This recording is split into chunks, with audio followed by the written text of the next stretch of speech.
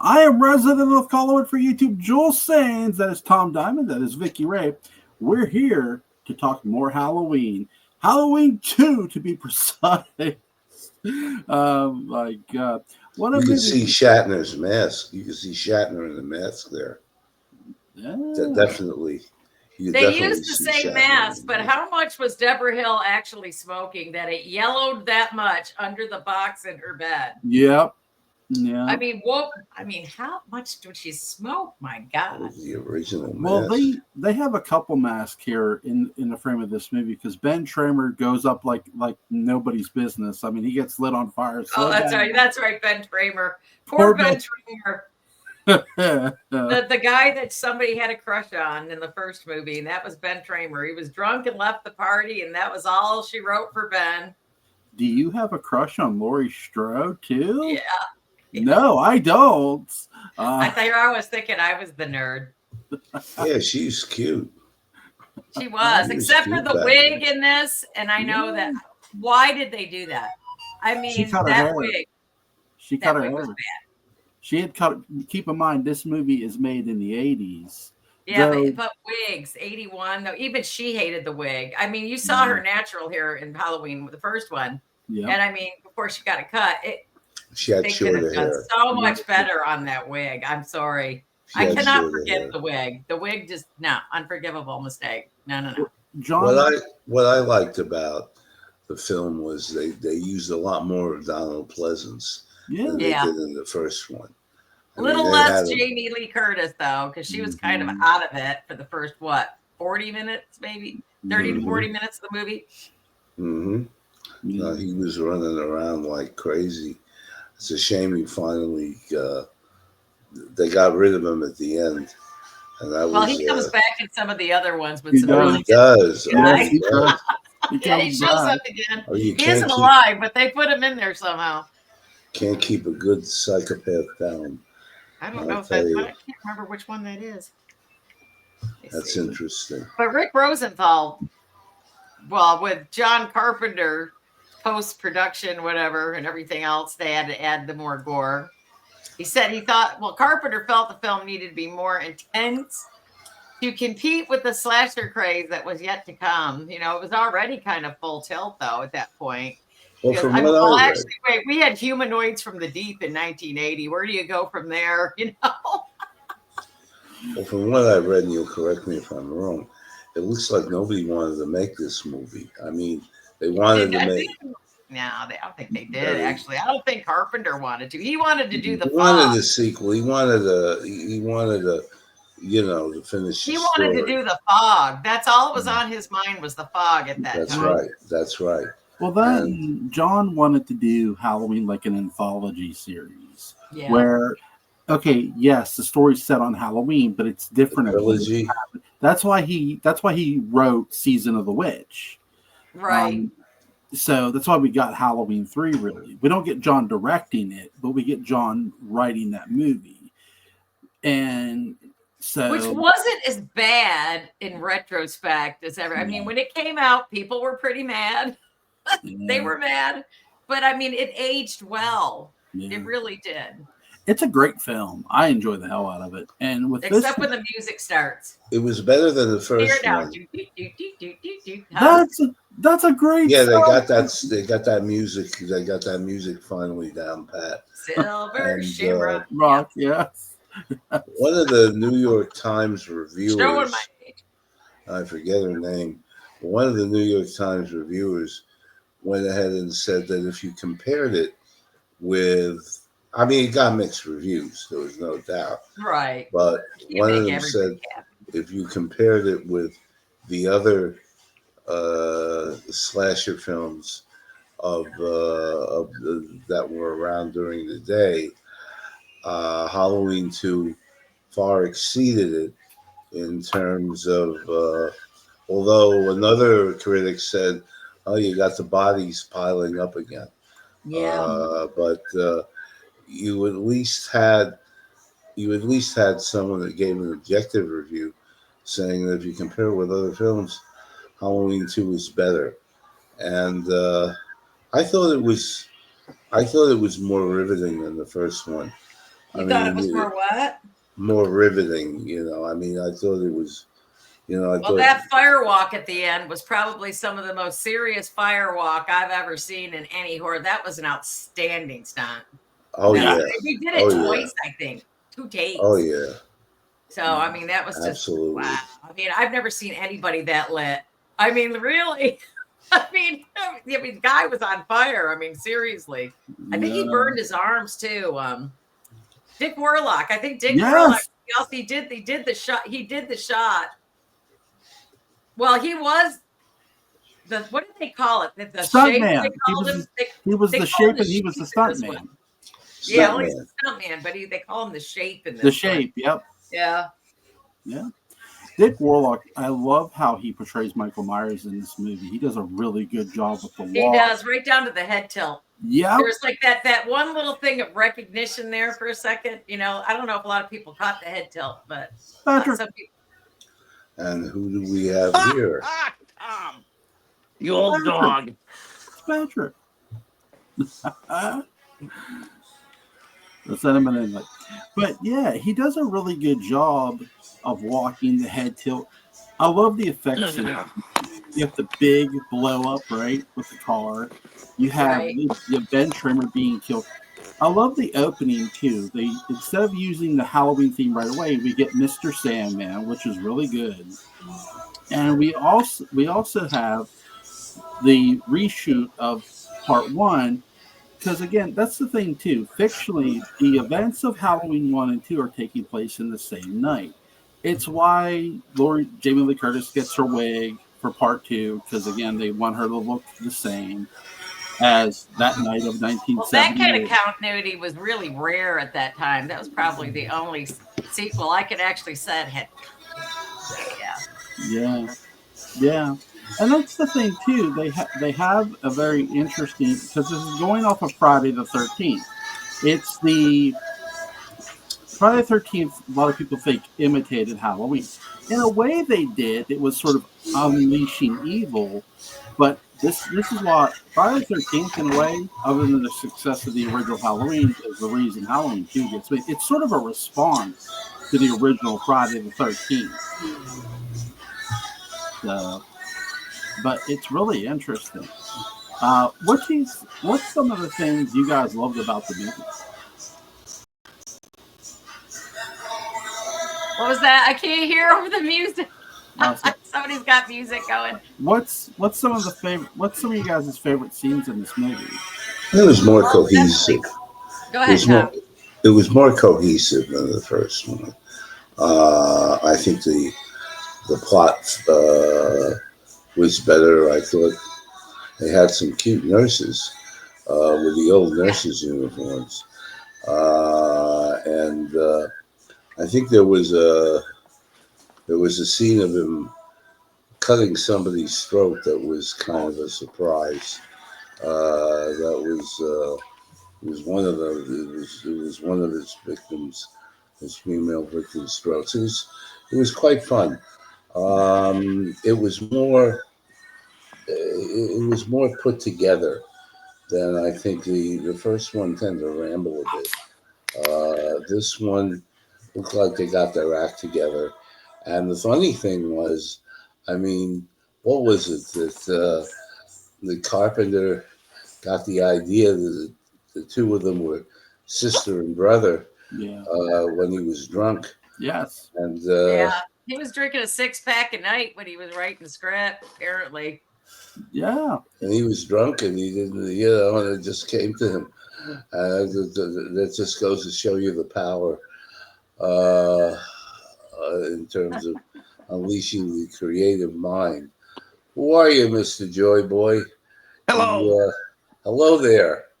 Hello there. You look slightly familiar. I don't exactly. Exactly. That's the whole point. Got one of them faces. Patrick, what's some of your favorite scenes in this movie? Clearly the climax. With the firewalk scene. The gas and all of that, right? Because didn't she ignite a bunch of gas and the whole thing blows up? Yeah. Yeah. I remember that. I've seen the movie once, and I really liked it. And I just never had the chance to see it again. But it came out at such a great time, which was when, as I recall, and Joel, correct me if I'm wrong, was when they broadcast the original movie on NBC. Yeah. With the added footage, and it was all sort of this massive Halloween 2 kind of weekend. Yep. NBC did it. NBC did it. Yeah, and that's the first time I'd seen the movie. Yeah. And I really liked the added footage, and it just scared the hell out of me. And then going to see it here really gave him this sense of the inevitable. You know, that now we were dealing with the primal force of nature, Mr. Beale, and I love that about it. Well, so that the I guess the revelation of the brother sister thing, is that where he walks into the classroom and he sees Samhain written on the chalkboard or something? Yeah, Samhain. Calling it Samhain. Everybody kept saying Samhain. It's like Samhain. Well, you That's know. right. But that I felt like you were just being immersed further and further into something that had become mythic. Yeah. Mm-hmm. Yeah, that's the thing. He became supernatural in the second film. Yeah. Towards the end of the first film, I mean, because he did shoot him 6 or 7 times. I think it was 7 times he shot him. In this movie, he shoots him 7 times. You're right. It's a blooper in the movie, which is fun to listen to. Everybody counts too. Yes. You know, Willie only takes 5 bullets. Yeah. Michael Myers says, "Hold my drink." Yeah, the Haddonfield police saw the Willie Loomis footage and they said, "We got to outdo that shit right there. Right. We got to outdo the Collinsport Police Department." That's what they said. No, but that's the thing too about this movie here is when you watched it on television too, even later when some what was it? USA Network too also did the very same thing. They took that same footage too when I was a kid, and they put Halloween 1 and Halloween 2 on it one night. Yeah. NBC did it first, but USA Network did it. I don't know if they were the second ones to do it, but they did it. I was like 12 years old, and I was watching it because I'd already watched the original Halloween movie at 9 years old. Thank you, Mom. It's like, but yeah, it's a fun watch, this movie. I love all the cool little things because the build up to Ben Tramer's death is really interesting because you have an argument between Sheriff Brackett and Dr. Loomis. There's like, you couldn't have shot him 6 times. You think I'm lying. He said, no man could take 6 slugs. This isn't a man. Yeah. And by the way, there's a John Carpenter interview when they ask him about Michael Myers. He says, he's like the devil. He's like the wind. Yeah. In a lot of ways, I think subconsciously, when Carpenter created Myers, he created him supernatural in every way. Because you don't say a character's like the devil if you have no supernatural intent. So you think that Michael Myers is like the Antichrist? Not the Antichrist, but he definitely comes back by some satanic, demonic essence, you know? If you really want a complimentary piece to the first movie, read the first book. Read the first 2. Read the novels of Halloween 1 and Halloween 2. It gets in Michael's head a little bit more. Yeah, and it gets into he's the spirit of Samhain itself. Yeah, basically that's what they're trying to say. Yeah, in every way. So when Michael is when they blow up the hospital and his corpse is there, if the children of the town had gathered around and said, "We do believe in Samhain. We do believe in Samhain," would he have come back for the kids? Maybe. If he's the spirit of Samhain, he should. Because you know where he lives with me? Right here, Human Heart. That's right. Absolutely. Did you notice Dana Carvey in that? Yes. Where's Dana Carvey? There was one scene. I was going, where is he? I keep looking and finding him. There he is. I would pay big money to see a church lady versus Michael Myers movie. Yes. Yeah, well, he was so young. He had to be a teenager. I mean, Could it be salad? Yes. That's the thing too. Like, he is young. He's like this kid. He's working for the news lady too. And yeah, I would pay to see a church lady versus Michael Myers, Patrick. I would too. I would also pay Michael Myers to verse Barnabas. But hey, that's just me. But that's the thing too. Like, Halloween never got that crossover with another franchise, and some fans think that it doesn't need it, and I necessarily don't think they need it either. But it would have been fun to see. The closest they came was with Hellraiser, but that's when H2O is when Dimension had bought the rights to the Hellraiser franchise. And in when we review H2O, when you go back and rewatch it, there is a Cenobite on the fucking porch, and I love it. Yeah. That's one of my favorite things about H2O. That when I watched H2O at the drive-through, because it came out right before the drive-throughs closed, and they showed it for the season. I went and watched it. When I watched it, I thought this movie was going to be more of a detective story, but I'm like, no, they keep showing Laurie Strode and the Jamie Lee Curtis in the trailers. I was really surprised to see a detective story sort of unfold in the beginning of this movie, which was a lot of fun. That's with the kids in college. And by the way, that detective, that African-American detective, voices one of my favorite anime characters called Jet on Cowboy Bebop. Really? What are you talking? Not LL Cool J, but no, not LL. The guy at the beginning, the detective at the beginning, the African-American detective. I'm trying to remember him. He voices Jet in Cowboy Bebop. Oh, no kidding. Yeah. So he's one of my favorite voice. Him and Richard Epcar are two of my favorite voice actors. So now it's interesting because the guy who plays Jet in Cowboy Bebop shows up as a detective in this. In H2O, he does. In H2O, that's what. Yeah. It's really, really cool. But in this movie, you get some police work too. You see a lot of cops. They're searching for Michael Myers. But they're not at the hospital. This is the most abandoned fucking hospital I've ever seen. There's nobody there. There's no staff. Yeah. There's nothing. And what was with the thing with the did you notice when the nurse gets in the hot tub, she had shoes on? Yes. Okay, just wondering. Vicki, that could be a title of a collection of essays that you could write. When the nurse gets in the hot tub, she has shoes on and other observations. Well, I mean, she didn't have them on after. But I mean, that was kind of I was watching an interview where, oh gosh, what's his name? He did that scene where Dick Warlock, eluded me for a second, was doing that scene where he was drowning the nurse. Yeah. Because he didn't want her uncomfortable when he was drowning her. Yeah. Well, that's the only pair of boobs I think you see in the whole thing, isn't it? Yeah. Well, that's like on Dark Shadows where Vicki Winters was in bed and she had her dress shoes on. Covering it. That reminds me of that. That's funny. That was just like a Dan Curtis special, though. That was just like an everyday occurrence on Dark Shadows. You had a shoe thing. That was the grandfather of all bloopers. Yeah, during Dark Shadows. During the scene where the hot tub takes place, what was going on is the woman would take her head and hit Dick Warlock's hand, letting her know, "Hey, pull me up." Yeah, and so that's how they worked that scene. So he didn't want her to be uncomfortable, whatever. Yeah. She did an excellent job, though. That was a really good scene, actually. That was a good kill. Yeah. I love Bud's kill. He just comes up from behind and he strangles the shit out of him. Yeah. It's like, good job. Then you have the scumbag EMT that can't keep his britches on. No.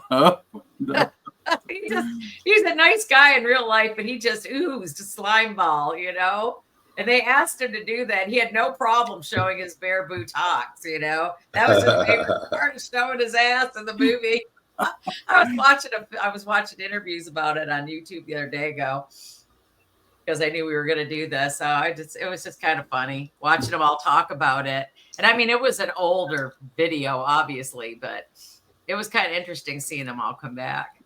Yeah, it's really cool because Jamie Lee Curtis actually received top billing in this movie again, because by the time she was a star.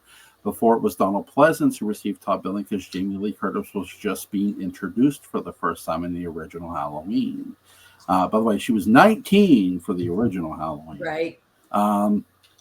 This movie, she's a little older, but you also get to see Hunter Von Leer, You get oh my god, so many cool, such a nice cast. But you talk about small hospitals. As a guy who lives in a small town, if you ever walk into Penn Highlands Hospital, you will see literally a small staff. Oh yeah, I've seen Like a small staff, community but this is hospital. the darkest, dreariest, scariest, Yeah. oldest, miserable hospital in LA that they possibly could have found. Never Okay, explained that. it And then was there the was a most. I drunken. mean, well, it was Mhm. unused hospital in Los Angeles. It made it. I mean, it had that just a wicked abandoned vibe that was totally perfect for the the Then setting. that I mean, Dr. Mixter. I Yeah. thought that was a hell of a name for the guy, Dr. the Mixter. drunk doctor, yeah, The they had drunk the doctor. token drunk doctor on staff. He's walking around, with his to shoot everybody up. You got to Just get meet her a AMA sedative. regulations, and to have that, you must have a drunk doctor there late at night. Yeah. Yes, absolutely. Oh my gosh, yeah. Did you think, Dick, did you think that he was more robotic Warlock than the previous movie? Do you No, think that, or because do you think they were pretty much the same? I don't think they were the same. I think it's unfair to judge Dick next to Nick because Nick No, I'm wasn't. not judging, but he was No, kind of a different no, Michael. So he was no. more robotic, I thought, with I that think, cool head tilt. I think I liked that. with his head, both are different. I think too. Nick is on with the original Halloween. There are a lot of people in that Michael Myers costume. Right. Deborah Hill, Nick Castle's in it. The unmasking is Tony Moran. Mhm. Whereas, But not at the same time. no, Tony not at the Moran. same time. Okay. But with Halloween 2, you get it's just Dick. It's just Dick Warlock for the most Right. part, and that's the thing. I do feel some of his slow motion movement as the walk isn't the robotic part where he looks so robotic is when he's at times when he's getting ready to kill somebody, but I don't think it's on purpose. I don't view it as robotic, but I think it's the way he's posturing himself or blocking, as Patrick has pointed out to me before. Probably. It could just be that, I think. Well, I thought it gave it like a more supernatural effect, a more unstoppable feel, if you will. Well, you also have, when you're looking at the first film too, you have the similarities of Michael is he's there 1 minute, he's not the next. It's like, where did he go? How did he move that fast? You're sort of asking questions about this character who. That's why I use the term inevitability. Yeah, he's just that. It's John is trying to portray this character has a fate, and every character in Halloween has a fate. For example, not every character that runs into Michael Myers gets killed. Look at the kids in the first movie. Right, they bump into him. They bump into him. They don't die.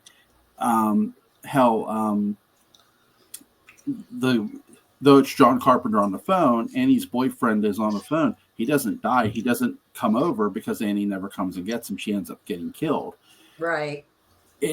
That's one of the most interesting aspects of Halloween as a series when you're involving a serial killer like Michael Myers, because here's this guy who can literally kill anybody at any given time, but he stalks them. The people he stalks and plays around with, he ends up killing. Did they have any scenes that were edited out of the movie of Halloween 2 of Michael Myers as a kid? There are some unseen scenes. They have That's some. what I read about that. About that of Michael Myers as a kid, and I think they should have used that as more background.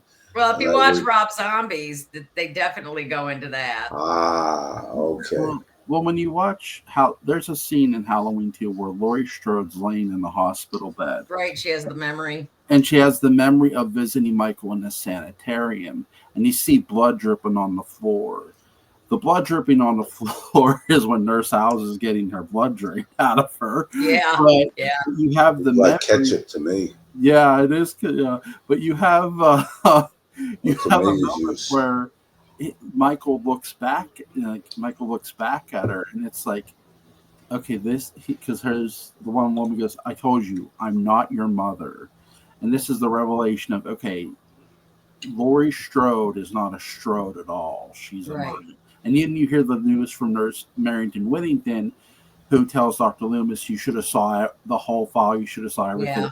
That girl, that's Michael Myers, that Strode girl, that's Michael Myers' sister.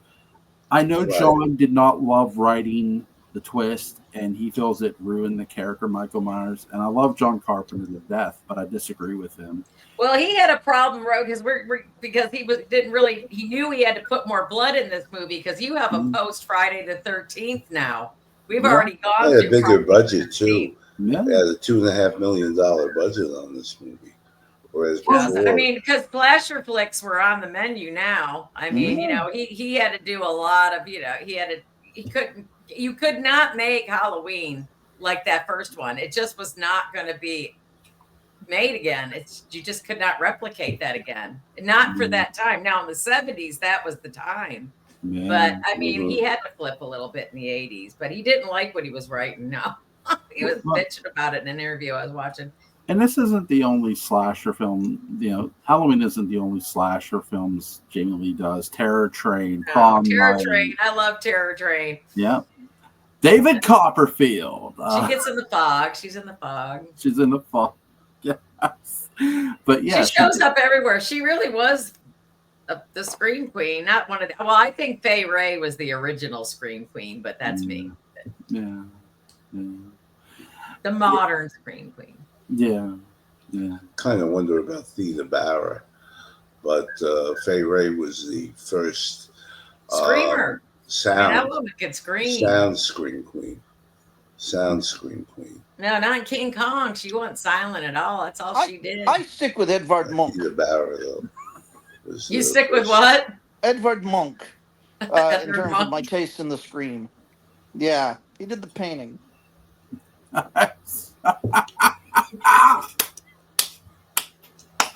Oh my god.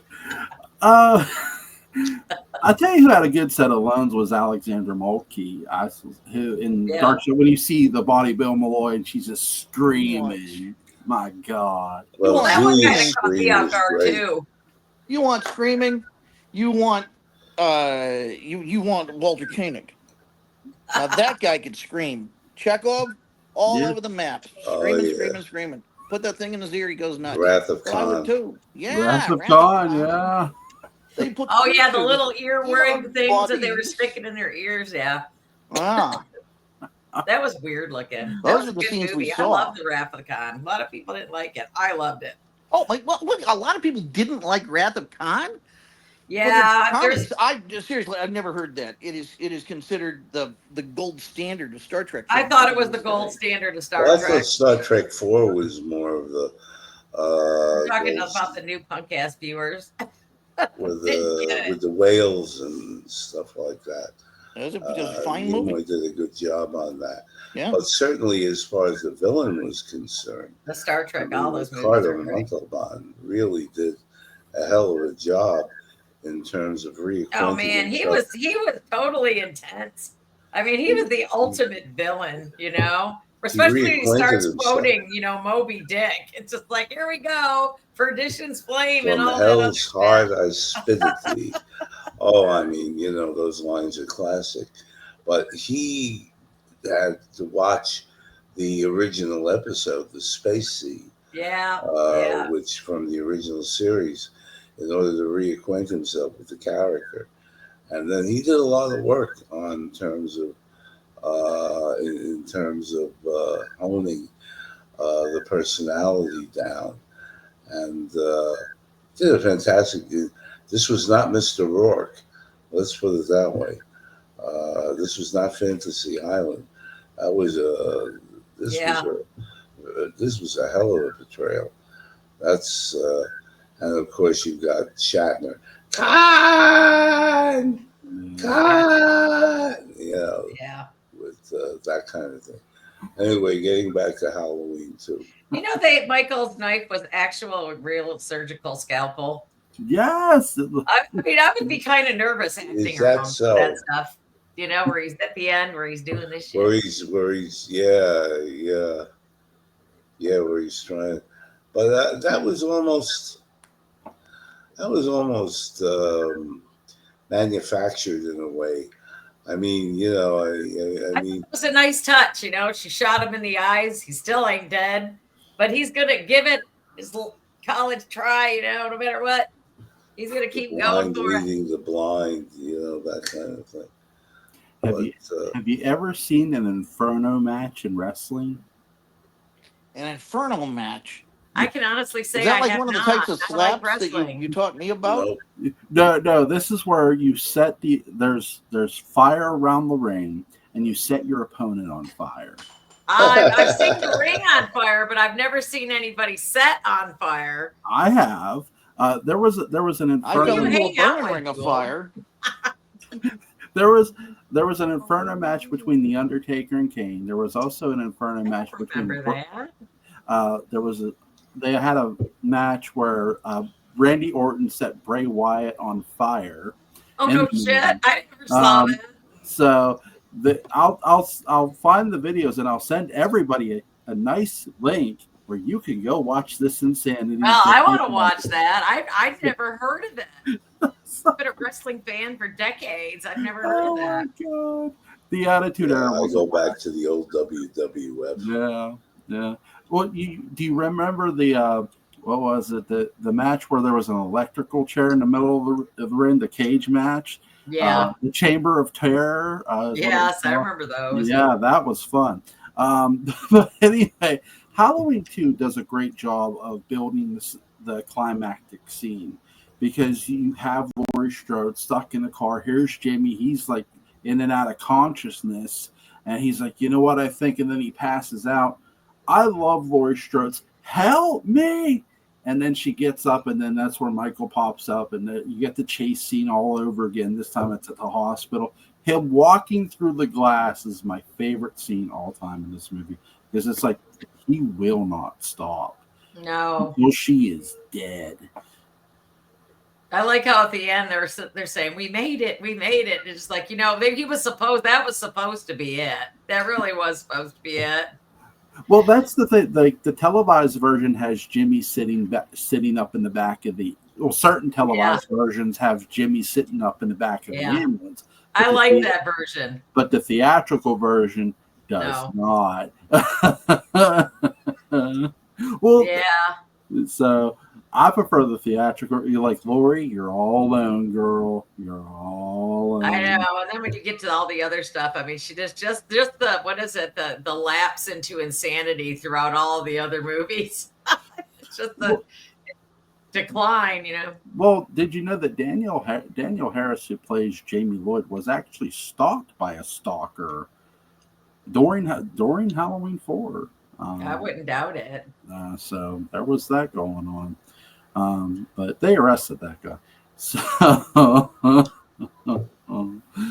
my gosh. But I don't know. This one got a little more brutal, a little more gritty. It did. Well, see, the other one was more classical slasher. It was. Yeah. More suspense driven.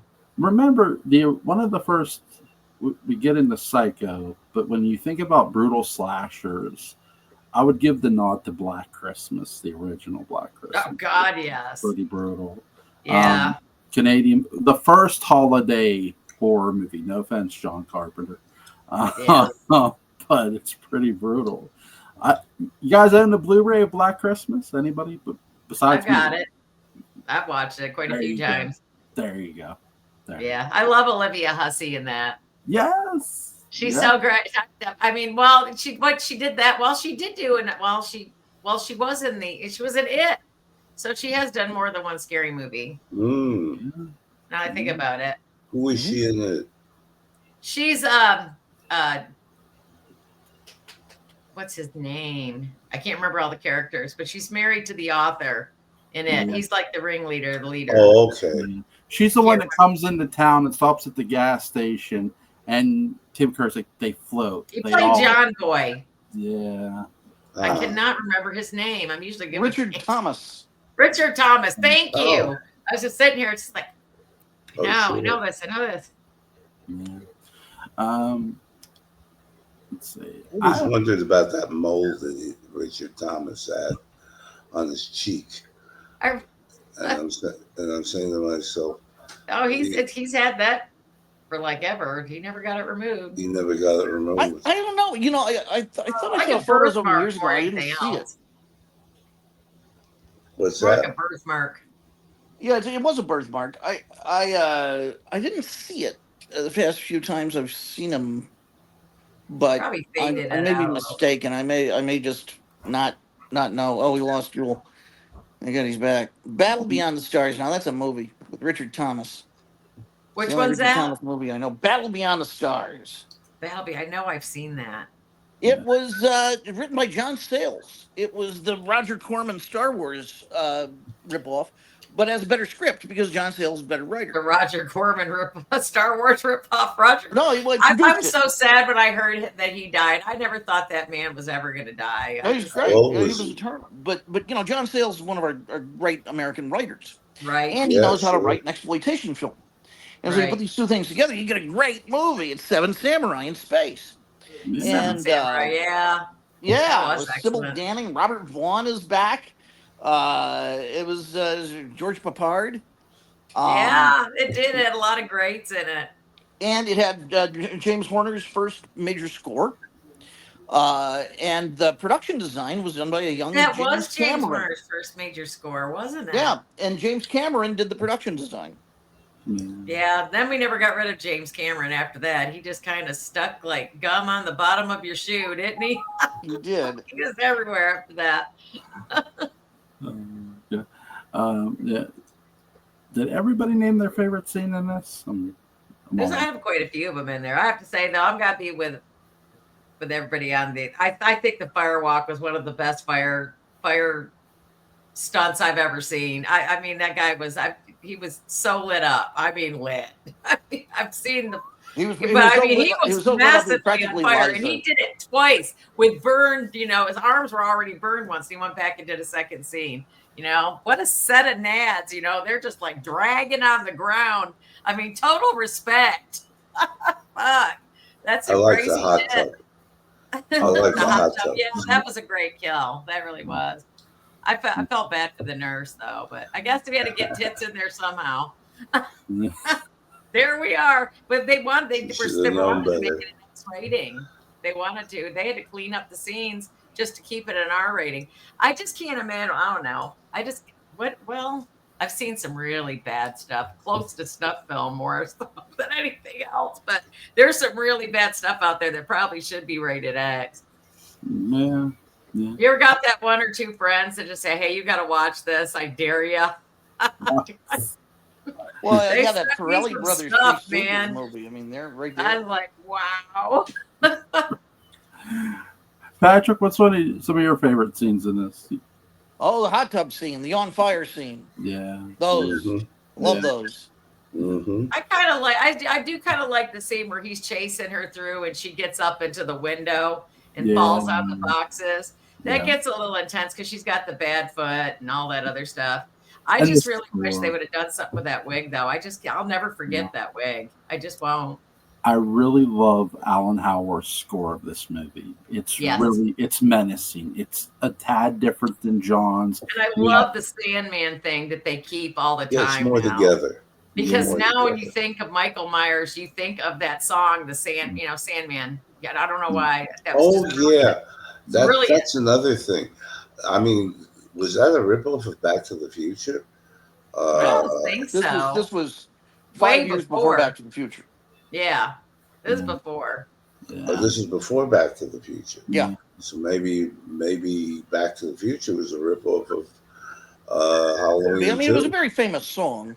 Yeah, for back then. I think it was in Prom Night too, wasn't it? I think Sandman. I think they sing. Yeah, I mean, it was a big top 40 hit of its day. So it's kind of a catchy little tune. Every time my I hear parents it, had the it's stuck in my 45 head, and the Corolla. I grew up listening to that song,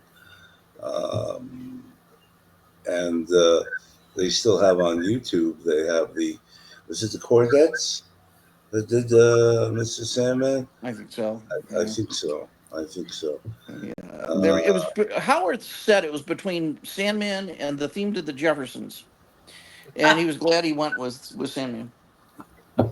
I think Kind of glad he I did think too. Sandman was better. I'm kind of shocked they didn't go.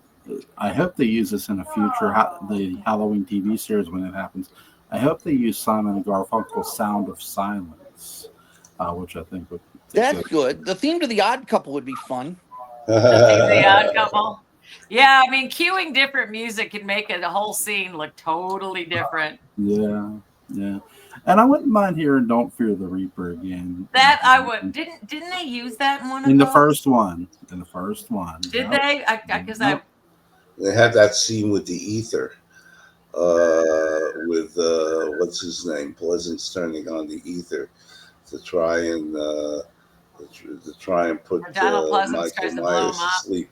That would have been They fun said to they have used the a Odd little Couple music to that scene.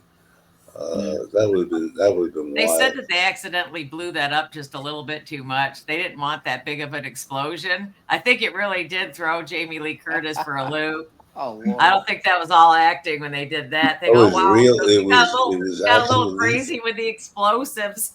The It was actual pyrotechnics. ether that they used. I mean, was anybody watching this shit back then? Because I mean, now you get people getting shot on set. But I mean, you were having all this pyrotechnic crap and everything else, you know. I mean, it seemed like things were really lax back then, a whole lot more lax than now. You know, I'm sure that some of my director friends would probably tell me I was right, but yeah. I mean, it's such a cool effect that the explosion. It's time, Michael. yeah. Well, he knew he was going to die anyway. You know, it's quick, it's clean. But he doesn't die, does he? You know, Michael walking out of the room is one of the best scenes. On fire, collapses. Yeah, just like Jesus Christ. it's just like this motherfucker's gonna get back up. Yeah. Like really? Yeah, for sure. Oh my God. I have no further questions. Does anybody want to add anything? Oh, it stands. I mean, it's definitely aged well. Classic cult movie. It's one of the best sequels I've ever seen. It I is. agree. Because it's to the point that 40 years later, it's still with me. Yeah, I mean, agree. it definitely aged well. I mean, the last time they had a better sequel to that was the sequel to Horror of Dracula. I think it was Dracula, Prince of Darkness. Yeah, And I'm still waiting for the ultimate Dracula. Nobody has ever really done it. They just mix movies like the Demeter. I really thought that was pretty good. I liked that one. Mm-hmm. I thought it was pretty good. But no one can just get the Bram Stoker version down. Just do it. Vicky, did you see Dracula Untold? Yes, I did. I did like that one. I liked it too. Yeah. I really did. I like how they see each other in the future. I was hoping that they would do something with that, but that was really good. That was a very satisfying movie. It was a great spin on it. So, when does everybody want to come back for Halloween 3 season? Oh, just let me know. Let's see here. Come on, calendar, come.